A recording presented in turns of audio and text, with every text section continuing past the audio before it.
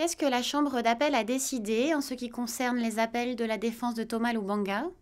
Les deux jugements rendus aujourd'hui confirment pleinement les décisions de la Chambre de première instance sur la culpabilité et la peine. Le 14 mars 2012, M. Lubanga a été déclaré coupable, en qualité de co-auteur, des crimes de guerre consistant en l'enrôlement et la conscription d'enfants de moins de 15 ans dans la Force patriotique pour la libération du Congo et le fait de les faire participer activement à des hostilités. C'était dans le cadre d'un conflit armé ne présentant pas un caractère international qui s'est déroulé du 1er septembre 2002 au 13 août 2003. Le 10 juillet 2012, M. Lubanga a été condamné à une peine totale de 14 ans d'emprisonnement, de laquelle sera déduit le temps qu'il a passé en détention à la CPI. Aujourd'hui, donc, la Chambre d'appel a confirmé à la fois la condamnation et la peine. La Chambre d'appel explique que la norme de contrôle à la fois du verdict et de la peine est respectueuse à l'égard de l'appréciation de la Chambre de première instance concernant les faits et la détermination de la peine. C'est-à-dire que la Chambre d'appel n'intervient que si les conclusions de la Chambre de première instance n'étaient pas raisonnables. Il est également à noter qu'en ce qui concerne l'évaluation de l'âge et de la détermination de l'âge des enfants soldats, la Chambre d'appel s'est reportée aux conclusions de la Chambre de première instance. De l'avis de la Chambre d'appel, les conclusions de la Chambre de première instance n'étaient pas déraisonnables.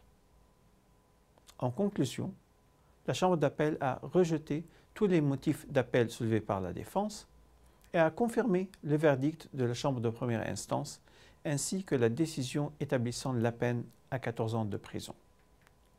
La juge Anita Uchaska a adopté une opinion dissidente vis-à-vis du jugement rejetant l'appel fait par M. Lubanga à l'encontre du verdict. Et le juge Sang-Hyun Song a adopté une opinion partiellement dissidente, tout en étant d'accord avec les décisions de la majorité rejetant les appels. Qu'est-ce qu'une opinion dissidente et comment est-elle différente d'une opinion séparée? En l'absence de consensus parmi les juges, une chambre peut adopter sa décision à la majorité. Un juge qui n'est pas d'accord avec la majorité peut joindre un avis dissident ou partiellement dissident. Une opinion dissidente établit donc la position du juge, mais n'a aucun pouvoir juridique.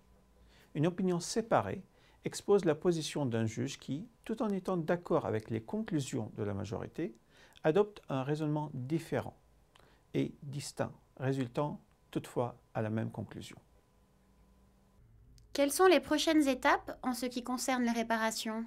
Le 7 août 2012, la Chambre de première instance 1 de la CPI avait rendu, pour la première fois dans des procédures devant la Cour, sa décision sur les principes applicables aux réparations pour les victimes, dans le contexte de l'affaire à l'encontre de Thomas Lubanga Dilo.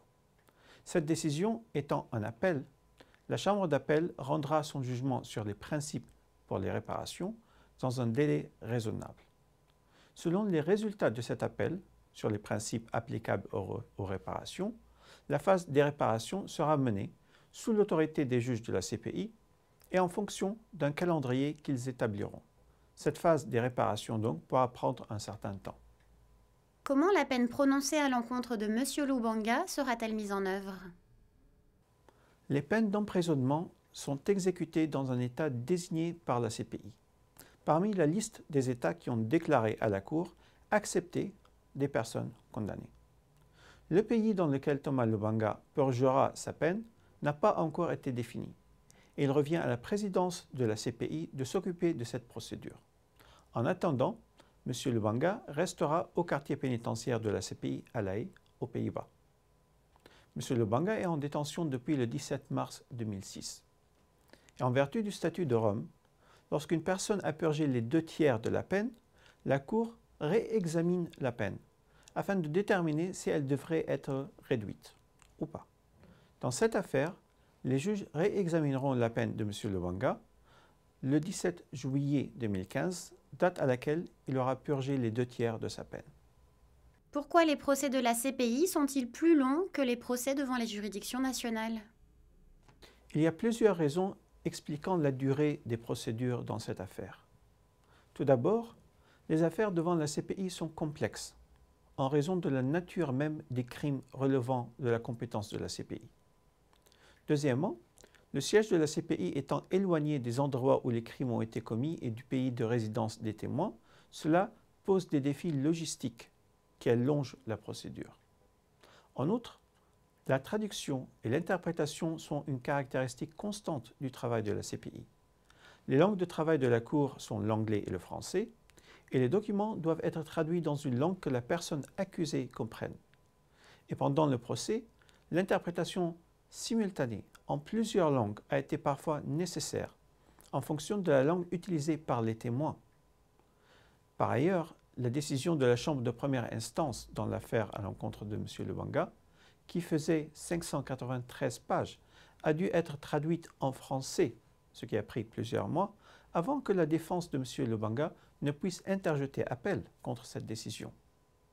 Enfin, la CPI doit s'assurer que les procès soient équitables et impartiaux. Et ce sont les juges qui garantissent qu'il n'y ait pas de retard injustifié dans ces procédures.